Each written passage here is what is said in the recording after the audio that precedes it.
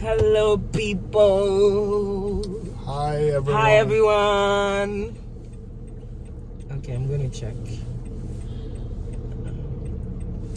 Happy Friday to you. Thank God it's Friday. It's the end of another busy week. Yep.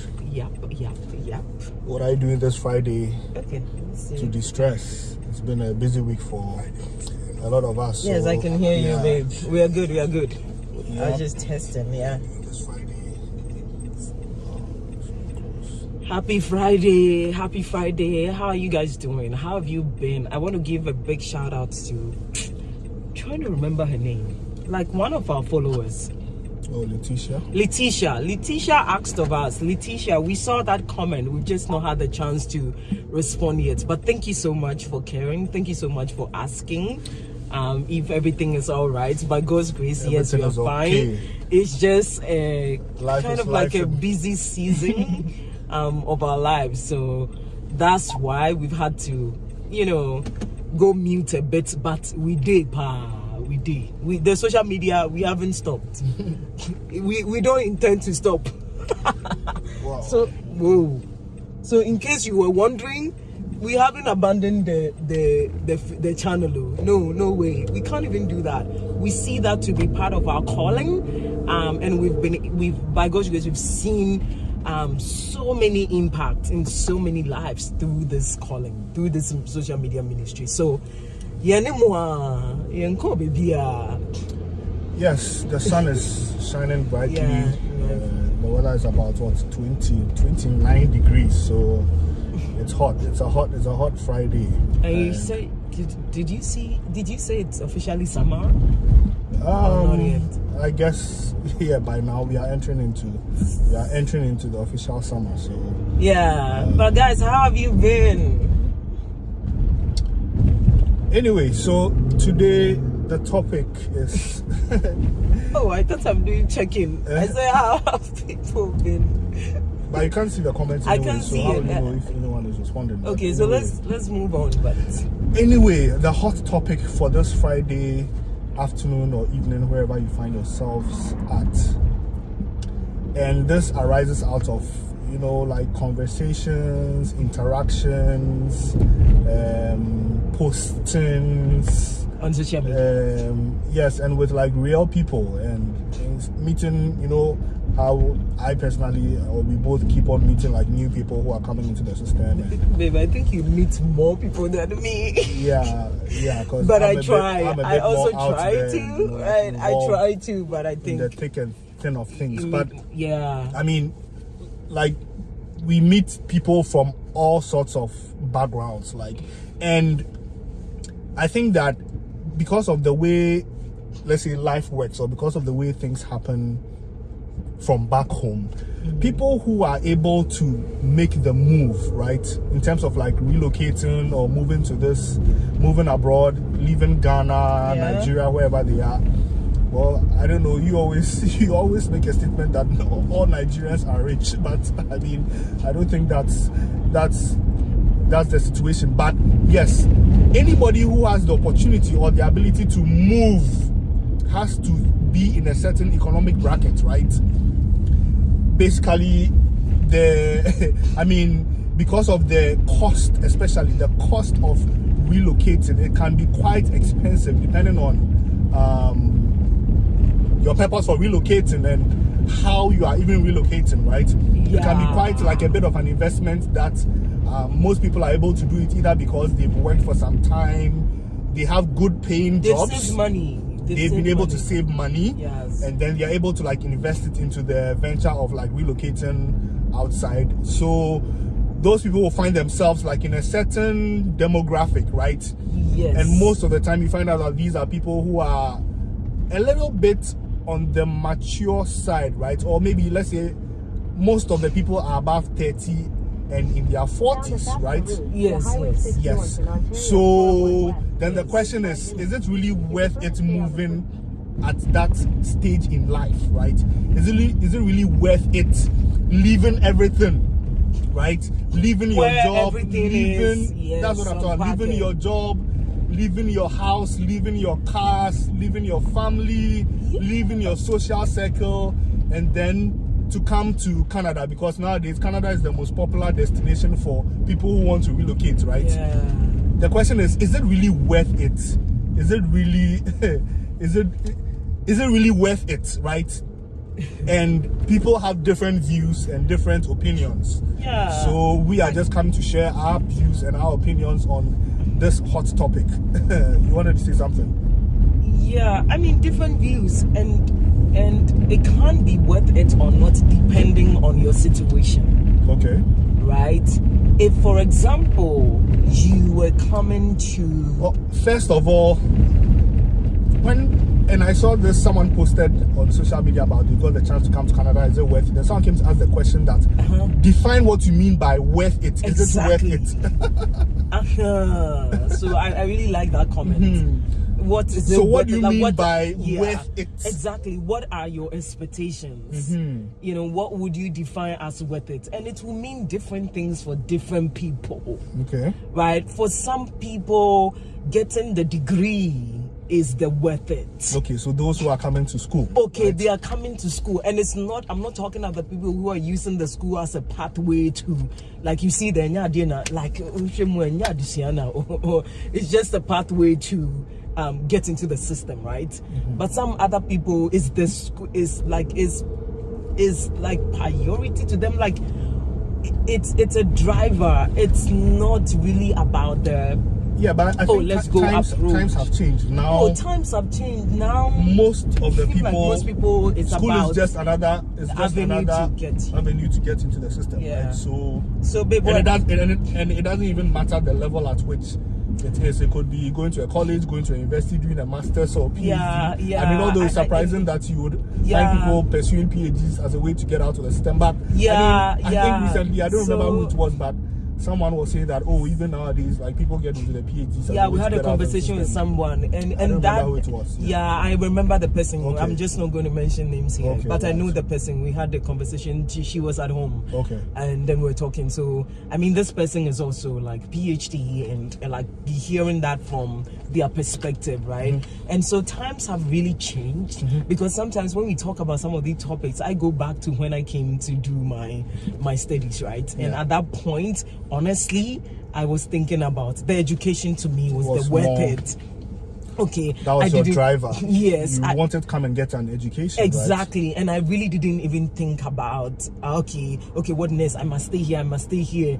I really didn't think about that, even though I knew I had a number of years to be here, and I knew that when I was close to the finishing line, I'll think about the other things. But the truth is that the education was my worth it, so that even if after the education, and then, well, I mean, it might be hard for people to believe me, because I also was happy to stay here. I wasn't that spot where I'm like, I have to go to Ghana. No. Me, I knew that I wasn't going to Ghana, but the education was a huge driver for me. So let's say that that's all I got. It was worth it. Yeah, let's say that even if that's all I got, and I mean, God being so gracious, He's giving me other things, but if that's what I got, and then by hook or crook I had to go to Ghana and that kind of thing, I would still be happy that I got the education. Am I making sense? Yes, I mean, not saying I don't appreciate the other things that God has given me, not saying that I wanted to run back to that. No, I don't fall in that category. That wasn't top of mind. Yes, but it wasn't top of mind. But things have really changed now, because like the conversations we've had and all that we've seen that people can even be doing PhD and still their top is to use that to stay in the system. Yeah. So one of the things that occurred to me when I was thinking about this is, how much did it cost, or how much is it going to cost you to relocate? That is the number one. Consideration, right? And I think, how much did it cost me personally, right? How much did it cost you? How much is it costing people to come into the system in terms of like financial, monetary terms? And then also that can also be like a way of calculating whether it is really worth it. Please, right? can I respond? Yeah, so respond for yourself. For myself. How much did it cost you to come to Canada? Please, me, it didn't cost me pessoa. No, you can't say that. I can't say that. You didn't buy a traveling bag. Okay. You didn't buy clothes. No. That's what I'm talking about. Literally speaking, like clothes. How much did it cost you? Like I had African even wears if that it I've been cost wearing you for years. 500 cedis, that was your cost, right? But So you can't say it didn't cost you a peswa. So okay, come again. Yeah. Okay, I'll come again. Oh, guys, so it cost me, like I bought suitcase. You know, I bought a few things like Ghana chocolate.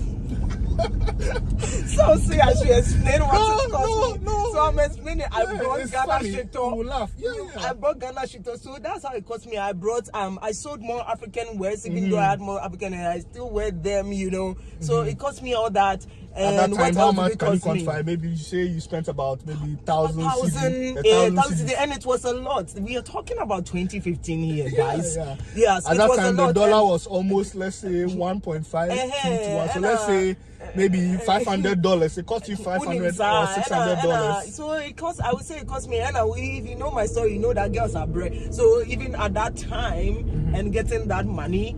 You know, so I would take my word back that it cost me, but it didn't cost me like plane tickets. That is your cost, okay? So it cost you $500. Okay, for me, and you came to school as a student, and right? I came to school as a student, and you by God's grace, it was full ride. My plane ticket self, I didn't pay for it, guys. Okay. See, they were giving me monthly allowance, so if I were tearing, the times that I tiered, it was additional money for me.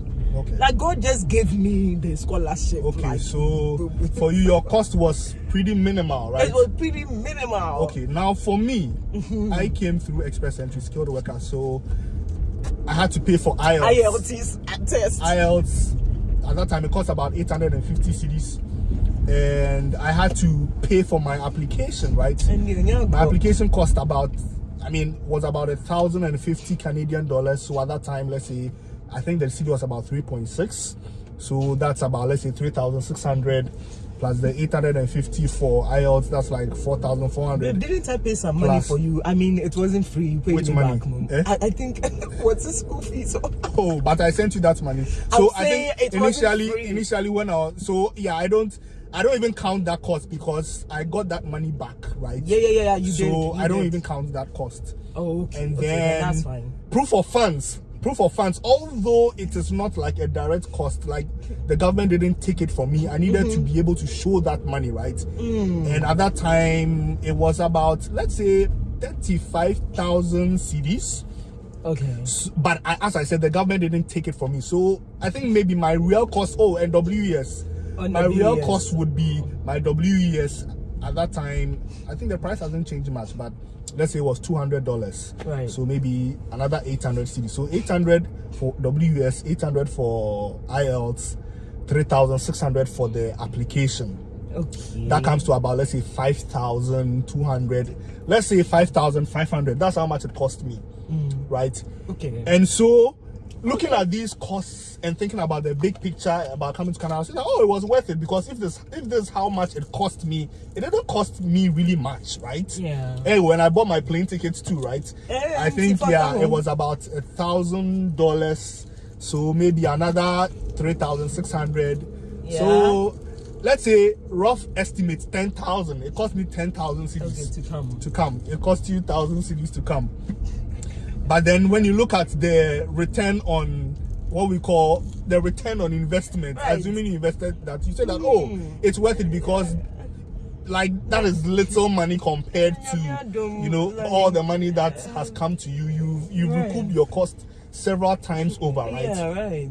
So now think about it. Today, someone is coming to school and let's say they're coming to a college, which we find most of the people going into, and the tuition alone is about $18,000 to $20,000 for 1 year.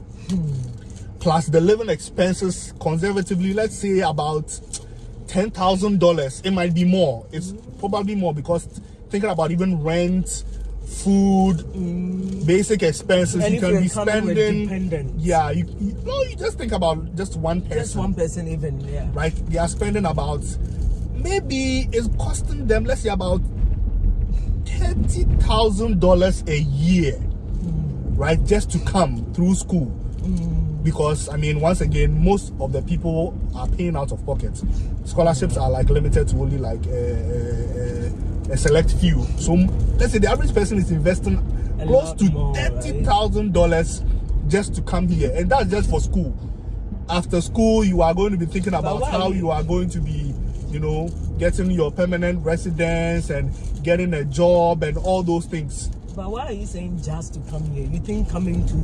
no, I mean, I'm saying Canada, that's the cost. Just to come to Canada, it's costing you $30,000. The travel. Yes, like your tuition and your living expenses for a year. It's costing you $30,000. So already you've put $30,000 into it.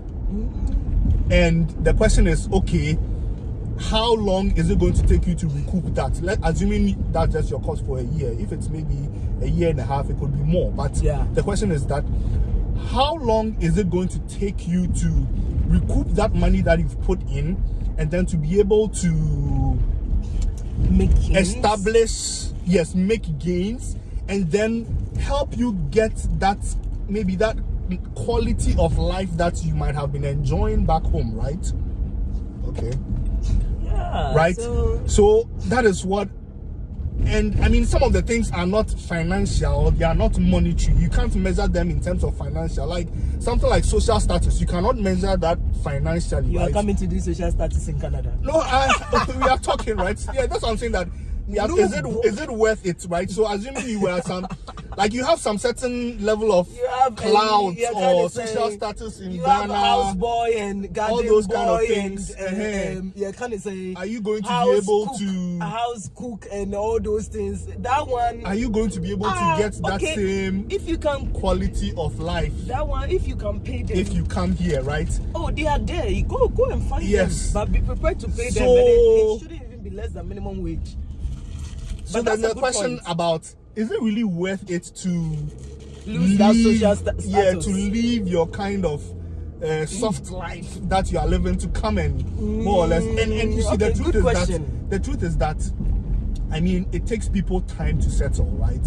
Oh yeah, and that's a reality on the ground, guys. It takes years. Yeah. Right. So I mean, I think some years ago when you're coming, maybe you should give yourself about maybe 3 to 5 years to kind of settle on average. That is, and when we talk about settle, maybe like have a stable job that pays you enough for you to live life comfortably without feeling like a lot of stress, right? It might take you some time, and with the way Canada is today, I feel that like economically things are not the same as before, right? It's the cost of living has gone up higher, but then wages and salaries haven't gone up that much. So the cost of living versus your income, they are button heads. And babe, guess what? I was in a conversation with today with a Caucasian Canadian, and he was saying something like that like he's really thinking about Nimbano, like the children, and even in terms of rent and house and stuff like that. That he doesn't even think if he bought his house, if he were to have bought his house now, he would be able to afford it. Oh yes, I mean that one is the reality for like quite a number of people. I mean, house prices have literally doubled, right? Have literally doubled. So I mean, it's the economic situation, if you are coming into the system today, is kind of tricky compared to before, right? Before. So just to say that like things are not as easy today. But then for someone, I mean, a common refrain or a common statement that we say that, oh, they are coming for their children, right? Or for the sake of their children, right? We hear that all the time. In terms of, okay, better education. And I was speaking with someone who recently made an analogy and said that, okay, they wanted their children to go through this like international system in Ghana, you know, like the Cambridge, the IB, you know, IB, IG, you know, those systems. And when they looked at the amount of money that it would cost them to pay for their children to go through that system in Ghana in one of these schools, they'll come here and go to public school. Like when they look at the amount of money, assuming it's going to cost me $30,000 or $20,000, and it can cost way more than that, they'll come and go to public school. Yeah, to send their child through that system in Ghana. They're like, why don't I use that to, you know, come here, and then through that way I can also bring my children who come here and they'll go to school free. and get that same. And that public school and is that like the same- Ghana, your friend is saying. Yeah, the it's GIS, like all the or the GIS international and schools, yeah, right? it's like that. It's like that, and it's free here, right? Yeah, so it's even for students. So. Yeah. So why don't I put that money, invest that money into relocating to Canada to come to school, which is going to cost me the same $30,000, so that all my children can also have an opportunity to come here. And it makes sense. Yeah, right? I mean, it when makes a lot they of made sense that to me. explanation, I was like, well, it actually makes sense, right? You know, and that's why it is. Like, if these people don't mind losing their social status, and Yeah, like and- it depends on what other things they have going for Yes, them, right? you know. And the sacrifices that they are willing to make. yeah, because I mean, see, if you are living a soft life in Ghana, like you have. Oh yeah. Like you have everything, you have your car, Me, I you didn't have your leave. driver, you have your house helps and your cooks, and I mean you have your social status. Like people respect you. Hey, You have like, name and when yeah, people hey, when they are the people ones speak. they are walking, and people can even lie down for them to walk on them. You know, I'm just saying it. You know, figuratively. Hey, But it's Shay, like you have status. Like people here. respect you. Here, whether you are what is your title? Are you? You are what? Are you What are still- some of the titles? Like, what are the titles? Cry that if you're in Ghana, you be Kokoti. Cocoa tea, Here, like, you know. Oh, and one lady I was talking to, she said it in Chio. Say, as I told her, how do you be on phone? Like, and that is a reality. Like, be on Yeah, phone. it's like no one really be on cares phone. about Like, you. nobody cares really Or what as you you are. say, nobody really sees And you, then right? another thing I want to throw in here, in the conversation I was in today, one woman said something about, and I said, oh, I really like how you were interacting with this other person. I saw like a power balance. Like I didn't see anything like power. So you are superior, so you are here, and the person is here. And she said, she's always like that because everybody has a job, and it is their job. So it's not about like who is this or who is Who's that. the boss, who's the manager. And it's like if who's that this, lady that. is not there, she cannot even do that lady's work. Yeah. So everybody has authority in whatever they are doing, And that's recognition, and yeah. recognition for it. So like one thing I really love Like about the Canadian there's system. respect for everybody. Exactly. No matter like, the kind of no work matter that the they do. and that is one thing I adore about the Canadian system, to be honest. Like people are not made to feel like they don't belong, or that they are not this or this, or their father is not this, or their mother is not this, so they don't belong to a certain, group or a certain class. Like people are not often stigmatized against, like discrimination, based on background. And no, dear, missing me too, Canada. Nobody cares about you, Masa, whatever you are.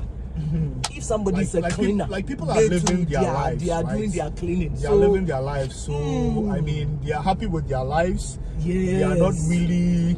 They are not even thinking about you. Yeah, That's it's like I you mean, see that's the person. the truth. I mean, you see, you have a nice car and you are driving around, and like in Ghana, the way people look at you, and it's like people are like, Charlie, they haven't seen you cry because it's like, Yeah. where his mind is. It's like in Ghana. He's trying to make something, like he's trying to figure out things for himself. Now, so I she also see like he's under a lot of pressure. So people generally don't have time to be distracted by what others are doing or what others have, or so if you are that kind of person, you like to be noticed For what you like you people have to give and you shower you with accolades and kind of Papa, you say, Mama, you say, you might not have that here. You will not. It could be a big disappointment. It could be a big disappointment. And I think I know of at least one person I know who moved back to Ghana, and from interactions with the person or observing the person, I could see that kind of, They it like was like, that they like space, that right? kind of, being in the limelight, and nobody was really giving them that attention. And it was like, this person would in like gatherings be talking about what they have and the car they drive, and people are like, They will say all that. yeah, people are like That's okay, interesting. like the expression is like people are not impressed. Like people are not impressed because really, what? It doesn't take much to buy a brand new car. You can literally just wake up if you have good credit, go to the dealership And then you get one. and walk drive out with a brand new car. Like it's not a big deal to buy the latest model of whatever car it is that you want. It's not a big deal. So it's like It's not. car doesn't really carry the car you drive doesn't really carry the same weight as back home when, you know, you see a certain type of car. It's like it kind of, you know, it's kind of... You see the car now, you know it's for a rich person. Yes, right? you know, but here, I mean, you'd be surprised that even some people who are like, you know, well-to-do, they just drive regular cars, right? Yeah, you know? I think here one of the things you can know that, somebody, maybe his house, because of you know, the house cost and the, you know, the down payment, but even still, nobody cares. If somebody's renting, that is what they can do. Yeah, they are happy like, that they are able to rent. Like, who cares? You should just thank God that you have a place to lay your head. Like, what is it about this and this and that? Charlie, let's not, you know, pride ourselves then in really, things. like, people will say that, oh, you have a good salary in Ghana, you are this, you are doing well, it's not worth it to leave it and come. I mean, I beg to differ that, and I saw a video. Oh, baby, you beg to differ. Yeah, I saw. No, I feel that it's not only about like having a good job and this, that, and like, I mean, you can be doing well in, let's say, you can be doing well as people would define doing well, but then still, I believe that doesn't mean that if you have the opportunity, don't come. Like, yeah, based solely on that, you say that, oh, it's not worth it leaving and coming. Because there are certain things that, look, living a good life and having all the money, let's say, having all the money, there are some things that still that money cannot buy for you. Right? I saw a video of someone who was saying that you never buy a land worth 1 million cedis in East Legon, because if you buy that land worth 1 million cedis or that house worth 1 million cedis and there's an emergency and you call ambulance or police, they will not come. Like, you know, there is no guarantee that an ambulance will come. There's no guarantee that the police will come when there's danger or anything. So a lot of systemic barriers. Like, yeah, especially some of the systemic issues, right? When you talk about systemic issues and the systems not working, well, some of them your money can. It will only help you to circumvent it or take advantage of it, right? But that still doesn't mean that the system is working. Maybe it's just working for you because of, once again, the social status and the clout that you have because of like your wealth and things like that, connections. You know where to go forward. Yeah, but the system is still broken. Things, right? You know people who can get you things and help you to get things done and all of that, but it still doesn't deal with the systemic issues or address the systemic issues. Some of it will affect you. So, for some people, I mean, it's about, you know, the system is really not working for them. They want to live in a working system. So regardless of how much money he's making or how well he's doing, they are willing to make the move just so that they can benefit from that working system, right? It's interesting though, because in the past it wasn't like that. Honestly, it wasn't like that. Aboche was for hustlers like me, like who have hustled in the past. Yeah, but now, now you have people who are like I hear doing well, who are also leaving to come. So the question is, things have changed, right? People who hustled like me in the past, and they have push and pull factors, things that are pushing people out. People look at the future and they don't see like really any hope for them, their families, their children, and they're like, you know what? I mean, they feel that, okay, well, I'm an adult, I can fend for myself, but then what about my children? What kind of opportunities am I creating for my children? What kind of, even myself, what kind of opportunities what kind of opportunities can I find for myself, right? And I just saw a comment even just before we came live about, you know, I was showing you a post and I said that, oh, we're actually going to talk about this, and this is what the first post I saw. The person was saying that why should someone who has a good salary leave everything and relocate? And I saw one comment who said that people who have good salaries leave for better salaries. So there's still opportunity there. Yes, right? there's still opportunity. There's still opportunity, yeah. And someone was making the argument about compare the you know, this argument where they will convert the salary into cedis or naira and see how much the difference it is. I mean, I also don't really believe in that, because it's all about the cost of living. If you are making $3,000 a month and your cost of living is $2,500, then you're only left with $500. It's like you are tight. Yeah, you're tight. Right, yeah, right. Pretty much. So I don't really believe in those direct conversions, because it doesn't even make sense. Otherwise, I mean, if you think about it in that way, it kind of gives you a false sense of security or something like that. But anyways, yes, like people might be doing well, but then they've done their research, and that's one thing too. Yeah, I feel it is worth it for people who have, who have like done their research, and they know for sure that their prospects are going to be much better than at back home, regardless of how well it might seem they are doing. I like that you put it that way. Like, have done their research, and like they have counted the cost. They've counted the cost. There's a scripture in the Bible talks about counting the cost, that before you build or start building, count the cost to see whether you have enough to finish. Otherwise, you don't finish.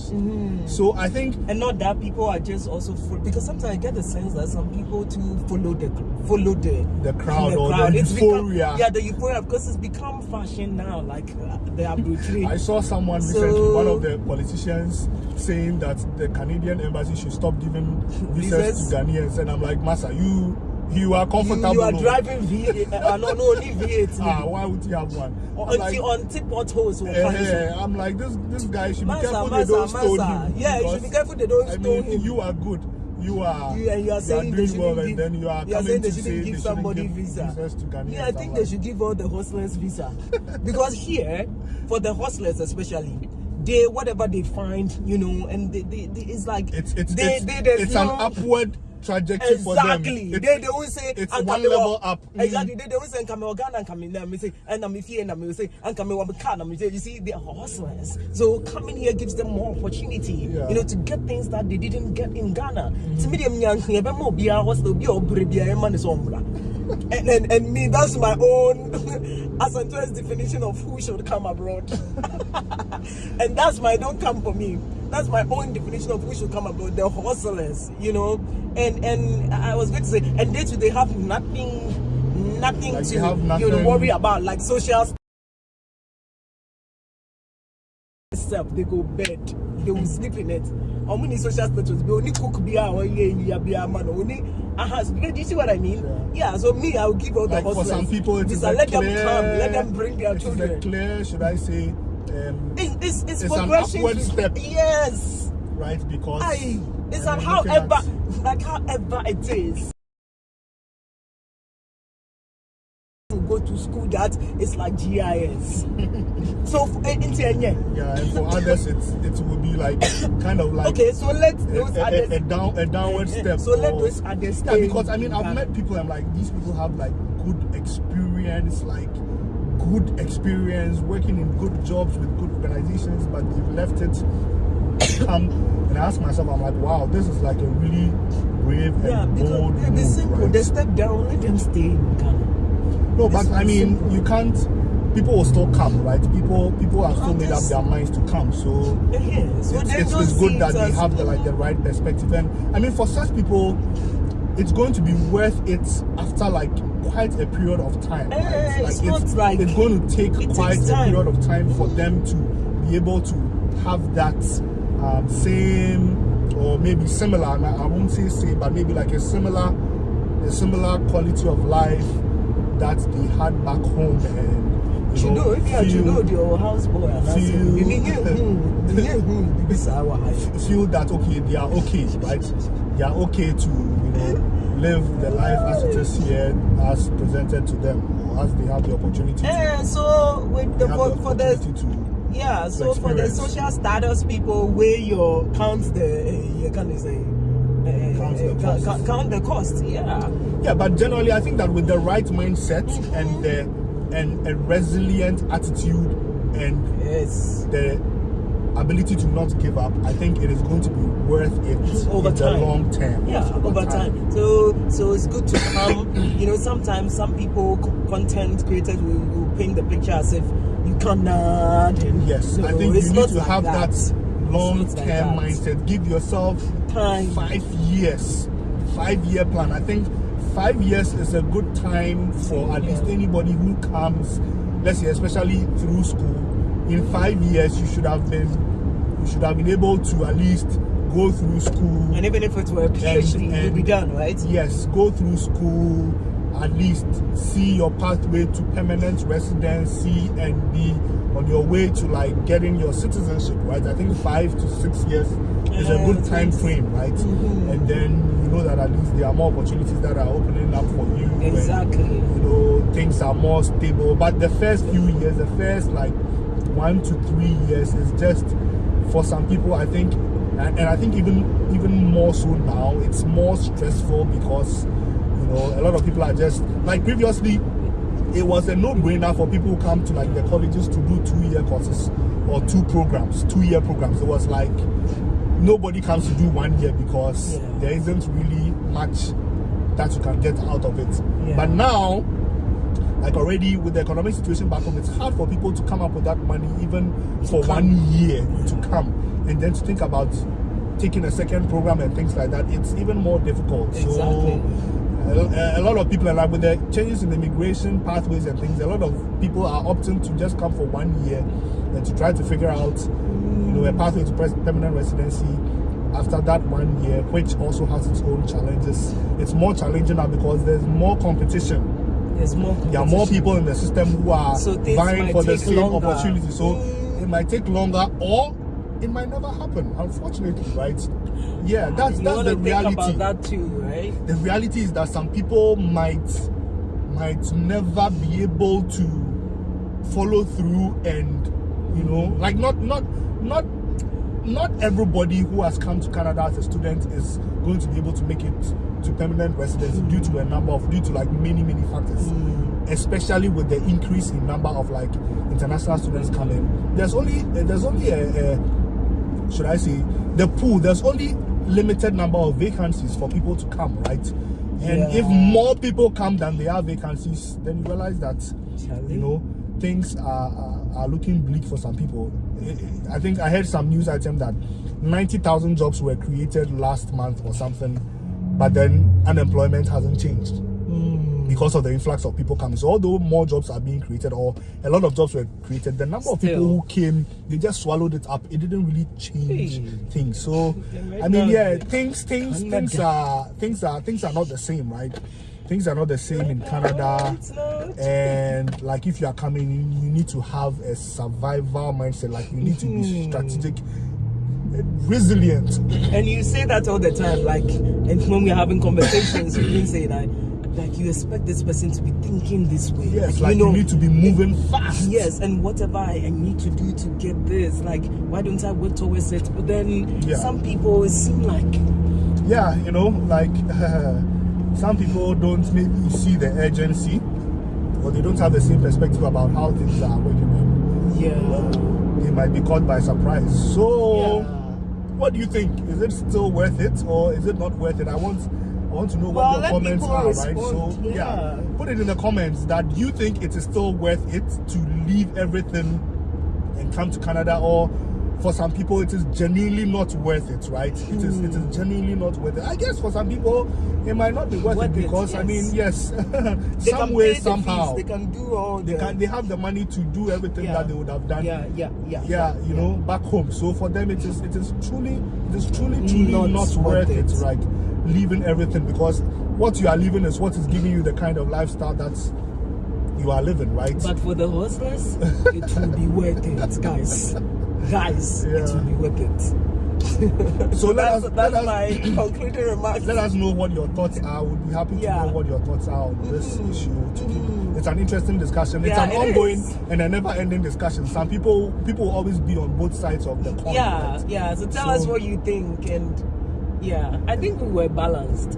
Yes. We seem to be balanced in as much as possible. But I think for us, it's been worth it. I mean, for me, I saw the potential. I'm like, come on. With my, I felt my prospects were so bright, or were so much better that I mean, it wasn't difficult to make that decision, right? Although, I mean, sometimes I look back, I realize that it hasn't been an easy path, right? But it's been worth it over the years. How many years have I been in Canada now? Like almost 6.5 years. I think it's been pretty worth it, and it's been worth the risk. So I don't know about you.